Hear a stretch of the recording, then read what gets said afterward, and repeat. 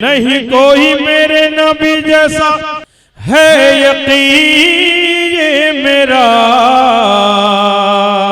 है बड़े खूबसूरत हबीबे खुदा।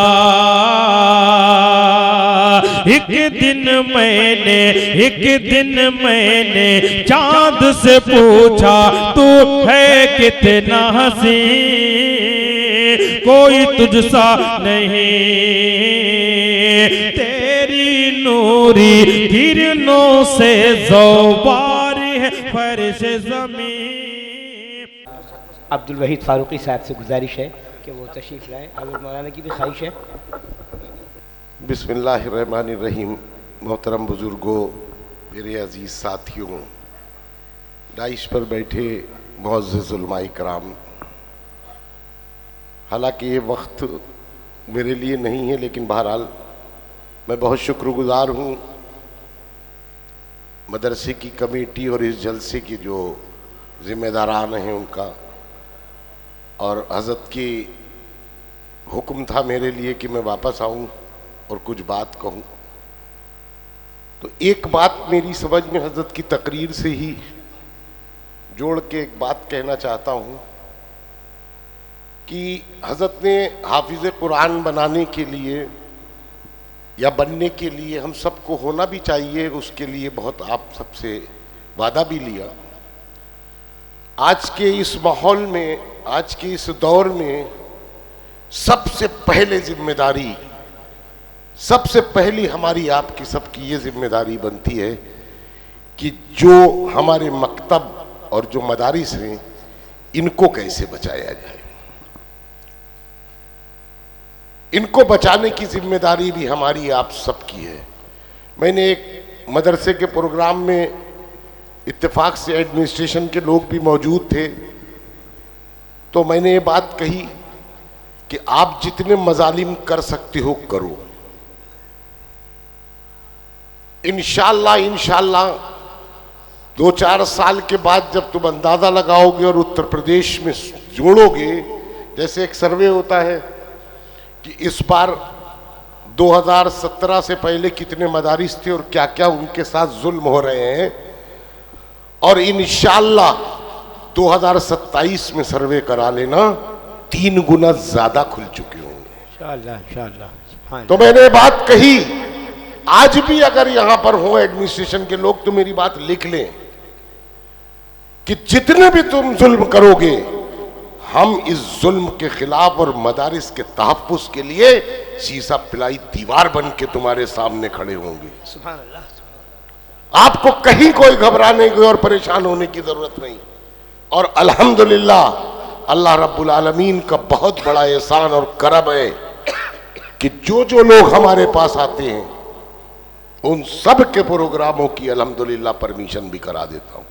सुभान अल्लाह। कोई ऐसा नहीं है कि जिसकी परमिशन ना होती हो। ठीक है, हालात खराब हैं, कुछ कमियां हमारी भी रही होंगी, तो मैं इसीलिए एक बात कह देता हूं कि हमको इखलास मसावात में ढलना होगा, हमको इखलास मसावात में ढलना होगा। वक्त नाजुक है, समझ बूझ के चलना होगा। कुछ निगहबाने वतन अपनी रविश भी बदलें, कुछ हमें अपने इरादों को बदलना होगा। सुभान अल्लाह। मेरे भाइयों, सबसे पहला काम, आपके इस इलाके में कारी शाही साहब मदरसा चला रहे हैं, थोड़ा सा दूर पे मकतब खोलो, गली गली महल्ले महल्ले खोलो और अपने बच्चों को हाफिज कुरान बनाओ, कुरान पढ़ाओ।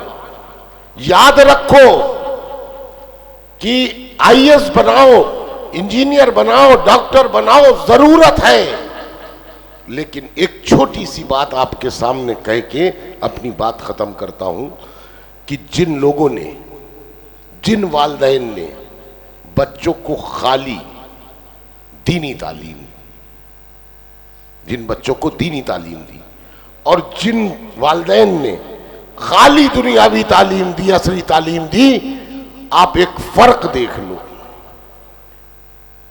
जिनको आपने डॉक्टर बनाया, इंजीनियर बनाया, IAS बनाया और दीन की बुनियादी तालीम आपने नहीं दी, उनसे हमेशा, उन बच्चों से हमेशा माँ बाप डरते हैं। और जिन बच्चों को आपने दीनी तालीम दी, वो बच्चे हमेशा माँ बाप से डरते हैं।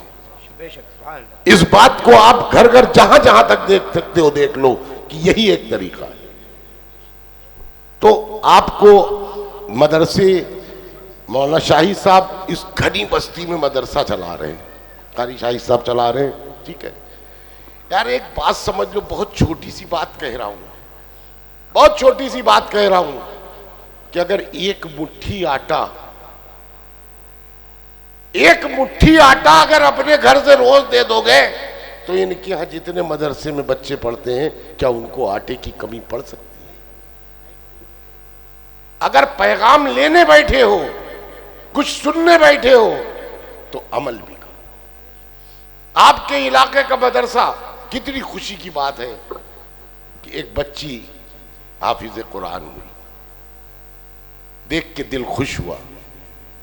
और ऐसे ही मैं एक बात और कह दे रहा हूं कि एक मौके पे बात हो रही थी, कहीं मैं जगह का नाम नहीं बताऊंगा, तो मैंने एक बात कही थी, और इंशाल्लाह 5 साल इससे ज्यादा नहीं, कि 2-4 साल और करो जुल्म अहले वक्त, 2-4 साल और करो जुल्म अहले वक्त, फिर तुमको हम बताएंगे अगर जिंदगी रही। आप देख लीजिएगा, एक बड़ा इनकलाब आने वाला है। आने वाले 5 साल में इंशाल्लाह आपकी कौम से डॉक्टर, इंजीनियर, IAS, IPS बनेंगे, हाफिज कुरान IAS, IPS बनेंगे आपके सामने इंशाल्लाह। इन्हीं बातों के साथ अपनी बात खत्म करता हूं। खुदा हाफिज।